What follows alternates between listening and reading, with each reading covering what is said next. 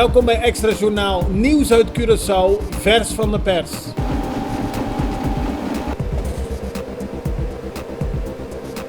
En dit is het nieuws van vandaag.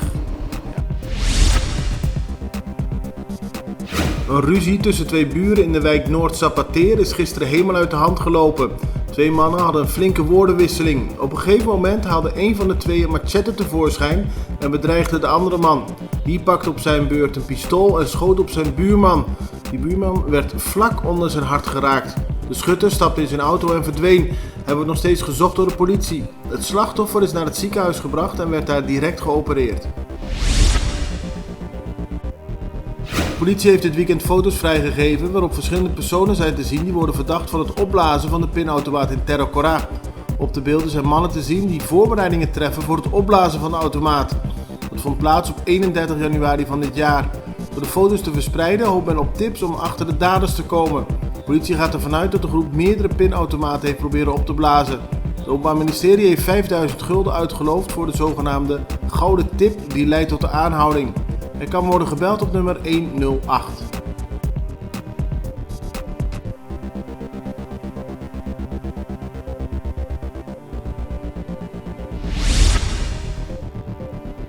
De bekende Facebook-journalist Yves Cooper is afgelopen weekend mishandeld door een inbreker. Cooper trof de man om 3 uur 's ochtends aan terwijl hij in de auto van Cooper aan het inbreken was.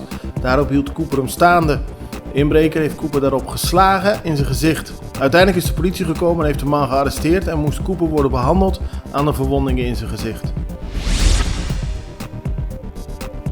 De zoektocht naar het nieuwe strategische partner voor de ISA-raffinaderij verloopt volgens plan. Er is een plan volgens het Program Management Office, PMO, van Refineria di Curaçao dat bezig is met het zoeken naar een partner. Daarvoor is een strategie uitgetekend en die wordt gevolgd. Men kan nog niet aangeven of er een daadwerkelijk nieuwe partner is, maar wel dat men bezig is met verschillende gesprekken en dat men hoopt er op korte termijn uit te komen. De politie heeft een grote verkeerscontrole gehouden afgelopen vrijdagavond bij de Santa Rosaweg. Er zijn 55 bekeuringen uitgeschreven, onder meer voor het rijden zonder geldig rijbewijs, het niet hebben van een geldig verzekerings- of keuringsbewijs en het niet dragen van een veiligheidsgordel. Er zijn 2 mensen met te veel alcohol opgepakt en die zijn aan de marechaussee overgedragen. Ook was er een vreemdeling die niet over de juiste documenten beschikte. Hij is overgedragen aan de immigratiedienst. 30 van de gecontroleerde bestuurders bleken nog een boete te hebben openstaan voor een totaalbedrag van 638 gulden. Bonaire heeft sinds enige tijd een nieuwe gevangenis, de justitiële inrichting Caribisch Nederland. Ook daar zijn spullen te vinden die niet in een gevangenis thuis horen, zoals drugs en mobiele telefoons. Deze worden onder meer via drones de gevangenis binnengebracht. Een verdachte zei onlangs tijdens een zaak tegen rechter Edelenbos op Bonaire dat in de gevangenis alles te verkrijgen is. Ook verschillende typen drugs. Er wordt gekeken om te voorkomen dat drugs en mobiele telefoons de gevangenis nog binnenkomen. 2 opmerkelijke berichten in het internationale nieuws. Zo zijn tijdens een confrontatie tussen politieagenten en gedetineerden in Venezuela 29 gevangenen omgekomen. 19 politiemensen raakten gewond. Volgens de lokale autoriteiten gaat het om een mislukte ontsnappingspoging, maar mensenrechtenorganisaties spreken van een slagpartij. De confrontatie vond plaats in het noorden van het land in een cellenblok van de lokale politie. Gedetineerden brachten daarbij 3 granaten tot ontploffing.